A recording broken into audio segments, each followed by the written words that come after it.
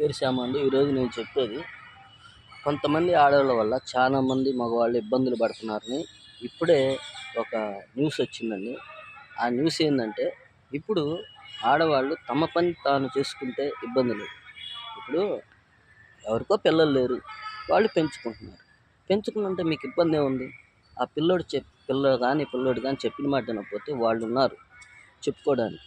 మీరు మధ్యలో తలదూర్చి వాళ్ళు మీరు పిల్లలు లేకపోతే మీరు పెంచుకున్నారు ముద్దుగా, వాళ్ళు అట్లా అల్లరి చేస్తుంటే ఎందుకు వదిలేయట్లేదు, వదిలేస్తే వాళ్ళకి తెలిసి వచ్చిద్దనే అభిప్రాయం మీ మీరు చెప్పాల్సిన అవసరం మీకుందా?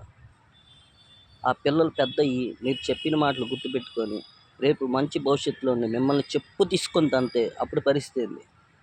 ఎంతలో ఉండాలో అంతలో ఉండండి. అది కరెక్ట్ కాదు.